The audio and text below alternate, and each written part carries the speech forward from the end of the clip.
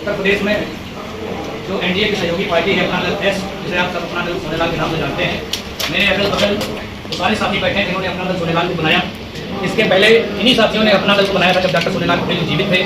Doctor Sonelal Patel जी के साथ और आज की तारीख तक जिन लोगों ने अपना दल और अपना दल सोनेलाल को बनाने में संस्थापक के रूप में भूमिका निभाई, उनमें आदरणीय धर्मराज पटेल जी जो इस वक्त अपना दल बलिहारी के राष्ट्रीय अध्यक्ष हैं, हेमंत चौधरी जी जो जनसरदार पार्टी के अध्यक्ष हैं, गौर अरविंद सिंह पटेल जी जो राज्य के दर्जे में रहे और छत्रपति शिवाजी महाराज फाउंडेशन के अध्यक्ष हैं, मेरे बगल में शोभा पटेल जी हैं, चंद्र प्रताप पटेल जी हैं, जितने सारे लोग हैं, गोविंद वर्मा जी हैं, ये सब सोनेलाल पटेल जी के पुराने सिपाही हैं। हमने उत्तर प्रदेश में 2017 में मिलकर सरकार बनाई, लेकिन हमने जिनको नेता माना, अनुप्रिया पटेल जी और उनके पति आशीष पटेल जी, इन्होंने टिकट बेचना, कारोबार और बिरादरी के साथ धोखाधड़ी उसी दिन शुरू कर दी थी। एक एक करके हमारे साथी इनके खिलाफ अलग होते गए। ये समय बीता, 22 का चुनाव आया। 22 के चुनाव में हमारे जितने कोई भी विधायक थे उनके सबके टिकट अनुप्रिया पटेल और उनके पति ने इसलिए काट दिए क्योंकि वो लोग आर्थिक रूप से पैसा नहीं दे सकते, सक्षम थे। ऐसी स्थिति में लगातार हमारे ऊपर दबाव था, नैतिक दबाव था और विधायकों का समाज का दबाव था कि हम कुछ ऐसा करें कि इनके अराजकता और इनके अत्याचार से लोग मुक्त हो सके। ऐसी स्थिति में अपना दल बलिहारी, जनसरदार पार्टी, छत्रपति शिवाजी फाउंडेशन, अपना दल यू और पार्टी से निकले हुए 10 पूर्व विधायक और सांसद, इसके साथ साथ पार्टी के 9 विधायकों ने हमको अपना समर्थन दिया। वो सब मिलकर हमने एक अपना मोर्चा बनाया और हमने भारतीय जनता पार्टी से कहा कि हम अब असली सोनेलाल के सिपाही हैं, असली अपना दल एस या अपना दल जो भी है हम हैं और हम एनडीए के साथ थे। 1 जुलाई को हमने इसका गठन किया था, 2 जुलाई को हम आपके सामने थे। आज जब हम 14 जुलाई को आज आपसे बात कर रहे हैं, 14 सितंबर को बात कर रहे हैं, तब हमने उत्तर प्रदेश में अपने बिरादरी के, कमेरा समाज के और किसानों के बीच में उनका मन टटोला है। हमारे साथ विधायकों की संख्या बढ़ रही है। 9 जने साथी थे। एक दूसरे सहयोगी दल के एक विधायक हमारे संपर्क में आए हैं। 2 जुलाई को जब अपना मोर्चा बना, अपना मोर्चा बनाने के बाद जब हमने इनके लूट खसोट का खुलासा किया, ये पति पत्नी का गैंग घबराया हुआ है। उत्तर प्रदेश का कैबिनेट मंत्री खुद कह रहे हैं कि मुझको एसटीएफ गोली मार देगी। हजरतगंज थाने में एक एफआईआर दर्ज कराई गई जिसमें 76 लाख रुपए आय से अधिक संपत्ति का मामला उनके राष्ट्रीय महासचिव के पटेल के ऊपर दर्ज है। के पटेल एग्जीक्यूटिव इंजीनियर थे और ये आशीष पटेल जो आज कैबिनेट मंत्री हैं उनके जूनियर इंजीनियर थे। पति पत्नी ने मुख्यमंत्री पर यह दबाव बनाने की कोशिश की कि सप्लीमेंट्री चार्जशीट न दाखिल हो क्योंकि इसमें जूनियर इंजीनियर का नाम है।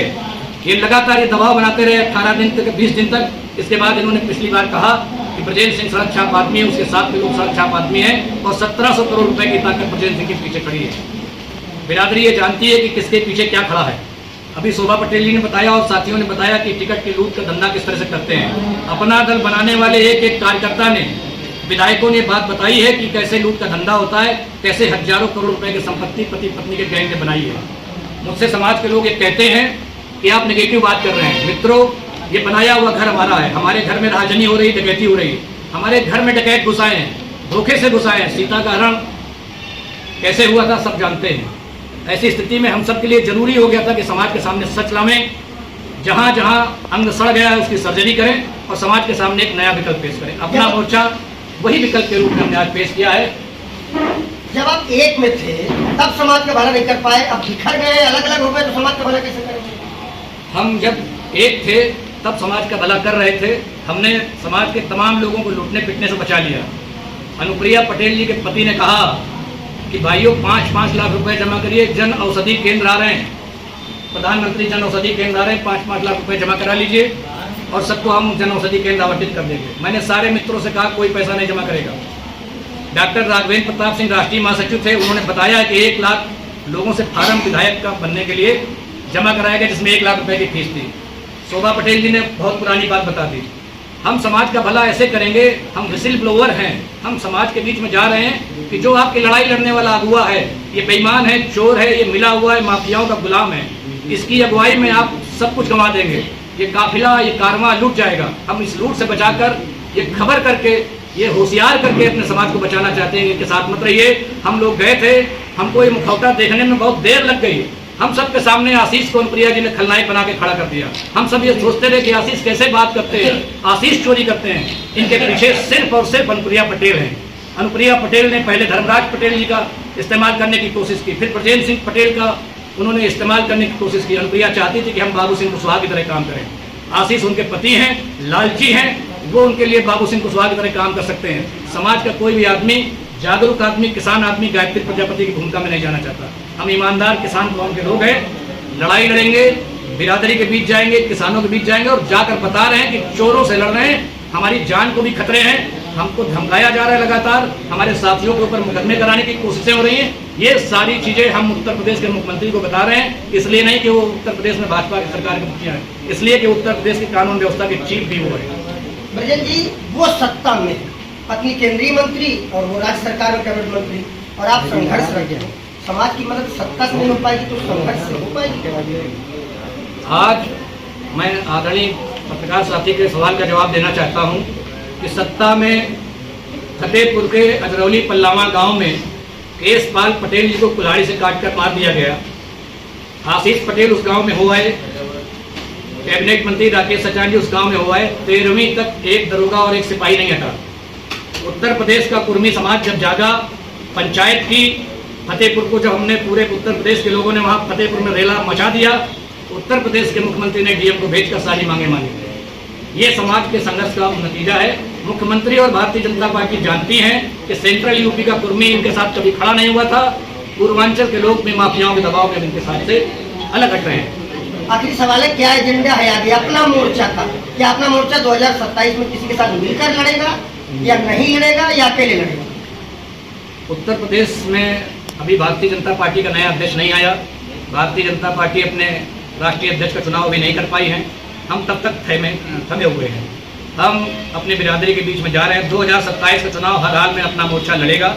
उत्तर प्रदेश में बहुत ताकत के साथ लड़ेगा। हम 200 सीटों पर निर्णायक हैं, हमारी बिरादरी निर्णायक है। हम किसानों की लड़ाई लड़ने वाले लोग हैं। हमको जातिवाद के घेरे में न रखा जाए। ये लड़ाई हम 15 साल से लड़ रहे हैं मीडिया में कि हमको जातिवादी नेता न कहा जाए, हमारी पार्टी को जातिवादी नेता न कहा जाए, लेकिन आप कहते हैं इसलिए बता रहे हैं।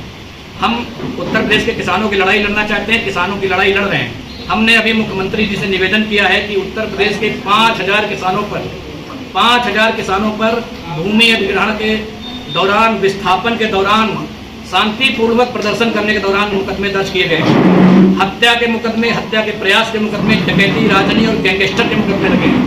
5,000 मुकदमों को हटाने के लिए आदरणीय मुख्यमंत्री जी से निवेदन है कि वो एक हाई कोर्ट के रिटायर्ड जस्टिस की अध्यक्षता में एक कमीशन बना दें। अभी भी ऐसे ऐसे लोगों के मुकदमे हटाए गए हैं जिन्होंने AK-47 से इलाहाबाद में एक विधायक की हत्या कर दी थी। मेरा निवेदन है कि किसानों के मुकदमे वापस किए जाएं। कचरी, करछना इलाहाबाद जिला है, वहाँ पर मिर्जापुर, वहाँ पर जो किसान आंदोलन चल रहा था, मायावती की सरकार में मुकदमे लगाए गए। भारतीय जनता पार्टी के एक नेता वहाँ गया, अखिलेश यादव वहाँ गए, लेकिन मुकदमे अखिलेश की सरकार जाने के बाद भी, योगी आदित्यनाथ की पहली सरकार के बाद भी नहीं हटे। आज भी वहाँ दादी, बेटा, एक परिवार के 18 पटेल जेल गए, नैनी जेल में बंद रहे। इसके साथ साथ सोनभद्र के कचरी इलाके में हमने पंचायत लगाई। 500 लोगों पर अज्ञात FIR दर्ज है, 150 लोगों पर नामजद FIR दर्ज है। आदिवासी मांग रहे थे कि हमको मुआवजा दे दिया जाए, लेकिन उन पर मुकदमा कर दिए गए, एक आदमी पर 5-5 मुकदमा। और देखिए हैरत मित्रों, आप मीडिया के साथियों से भी निवेदन है, 1976 में ND तिवारी साहब जब चीफ मिनिस्टर थे, ये कन्हर बांध परियोजना 28 करोड़ रुपए से शुरू हुई थी। 3700 करोड़ रुपए अब तक की सरकारें खर्च कर चुकी हैं। खूंट की तरह बांध खड़ा है, कन्हर बांध से पानी नहीं आ रहा। 3500 करोड़ रुपए की जांच भी होनी चाहिए। आज सवाल क्या उठ रहा है, केवल मुकदमा हटा लीजिए। 3500 करोड़ रुपए खर्च करके कन्हर का डैम खड़ा हुआ है। सिंचाई मंत्री स्वतंत्र देव वहां गए, किसानों ने कहा हुजूर हमारे मुकदमे हटा लीजिए, नहीं हटे, केवल आश्वासन मिला। पिछली सरकार भी आश्वासन देकर आई, 14 में मुकदमे हुए थे। और आज 150 करोड़ रुपए नहीं है कि जिससे कि नहर से जो बनी है, बांध बना है 40 मीटर ऊंचे, उससे किसानों को पानी दिया जा सके। 76 का प्रोजेक्ट 2027 तक पूरा नहीं होगा, ऐसा सरकार खुद मानती है। लेकिन एक काम हो सकता है कि आप मुकदमे उठा लीजिए।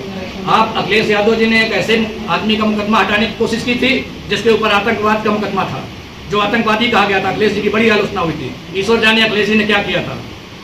उत्तर प्रदेश के योगी आदित्यनाथ मुख्यमंत्री जी हैं, उनकी सरकार के अफसरों ने जो भी फैसला किया है, ऐसे एक अधिकारी, एक ऐसे नेता का मुकदमा हटाया जिसके ऊपर AK-47 से गोली मारने का, विधायक की हत्या करने का आरोप है। फिर हुजूर इन किसानों का क्या दर्द है? 5000 लोग किसान पीड़ित हैं, वो ब्रजेंद्र सिंह के रिश्तेदार नहीं, केवल 2-4 रिश्तेदार मेरे होंगे, उनके मुकदमे हटाए जाएं। अपना मोर्चा किसानों की, गरीबों की, नौजवानों की लड़ाई लड़ना चाहता है। और एक निवेदन मैं आप सब साथियों से करना चाहता हूँ कि इस देश की प्राकृतिक संपदा पर, पानी पर, नहर पर, जंगल पर पूंजीपति लोग काबिज हो रहे हैं। उत्तर प्रदेश की पुलिस में आईपीएस और डिप्टी एसपी रैंक के अधिकारियों ने गैंग बना रखे हैं। कानपुर में एक गैंग का खुलासा हुआ जिसमें 2 दर्जन से ज़्यादा लोगों को खुद सरकार ने बर्खास्त किया है। महोबा में एक एसएसपी था पाटीदार, जिसने एक व्यापारी की गोली मारकर हत्या कर दी थी। गाजीपुर में भाजपा के एक कार्यकर्ता को पुलिस ने लाठी से पीटकर मार डाला।